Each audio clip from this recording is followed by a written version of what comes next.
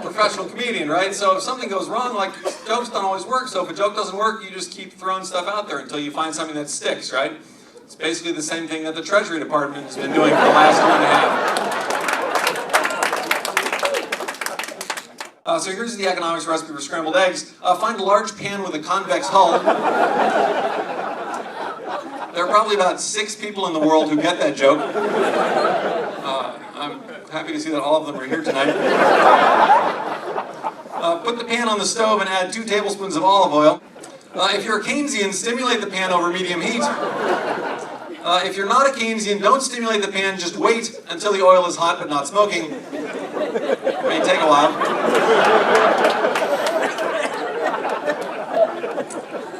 While the oil is heating, you want to lightly beat 6 eggs. If you believe in endogenous growth theory, then only beat 5 eggs, and then later add a chicken breast. Meanwhile, you want to chop an onion into pieces so small that no one piece can affect the dish as a whole. You want to saute the onions, cook the eggs, serve immediately. If you're a Keynesian, you have to make sure to turn off the stove. They often forget that step.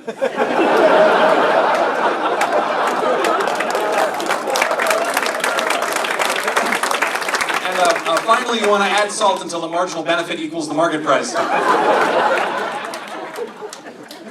This recipe actually comes from one of my favorite economic cookbooks, Rational Expectations by Robert Lucas. This is not my all-time favorite economics cookbook, however, my all-time favorite economics cookbook, Bach Choices by Milton and Rose Friedman, Cooking Solo by Robert Solo, Meals for One, and The Republicans Are Destroying America cookbook by Paul Krugman. There are also a number of diet fad economics cookbooks. These are somewhat unsavory. The most common one, of course, is the Eat More, Weigh Less, Secrets of the Laffer Curve Diet by Art Laffer. This one continues to be advertised on the editorial page of the Wall Street Journal. And of course, by John Maynard Keynes, who could forget, in the long run, we're all going to experience weight loss.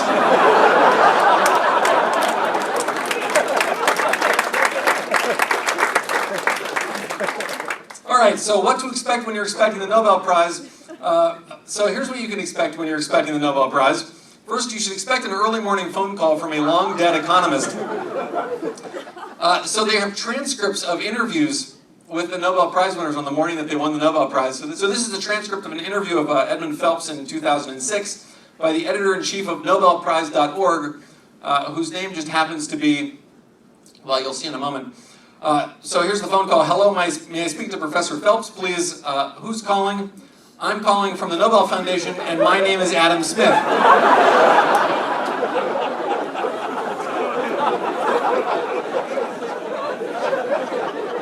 The response from Edmund Phelps, ha ha ha.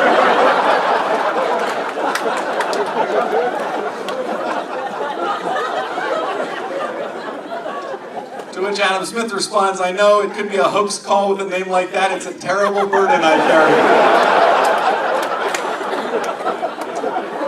This is Leonid Hurwitz and his wife Evelyn in 2007. Good morning, Professor Hurwitz. And he says, hello? And his wife says he's hard of hearing. And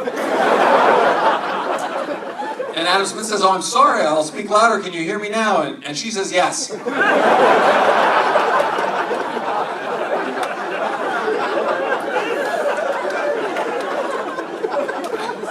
And he says, thank you, my name is Adam Smith, and ha ha ha.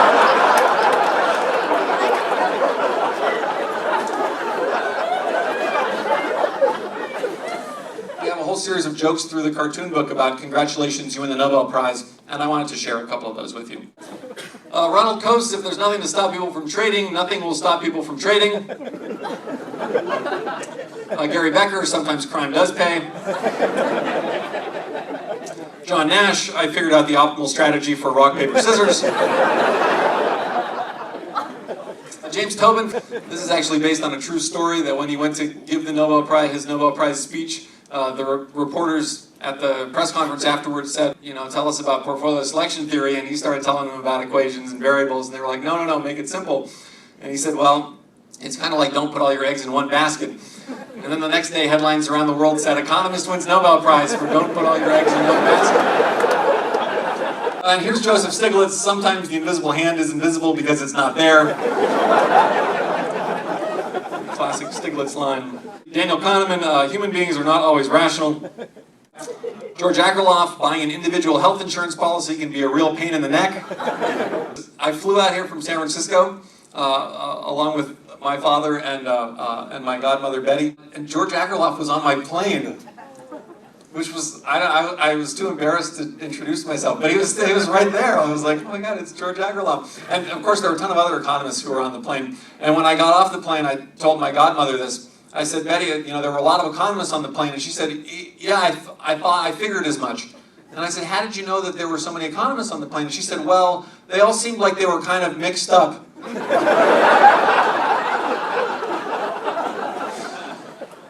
I think it's a pretty great book. Other people have taken a look at it, and they think it's pretty nice too. So, for instance, Greg Mankiw likes it. So he called it a painless way to learn economics. I wrote a parody of Greg's textbook and his 10 Principles of Economics, and basically the only thing that I think I could have done that would have been more mean to Greg Mankiw would have been to post something on my blog calling his book A Painful Way to Learn Economics.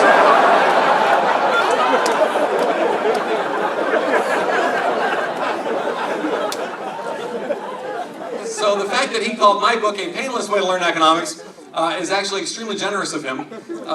By the way, you can buy my book on Amazon.com for $12.11. You can buy Greg's book on Amazon.com for $160. Or you can buy the two of them together for $120.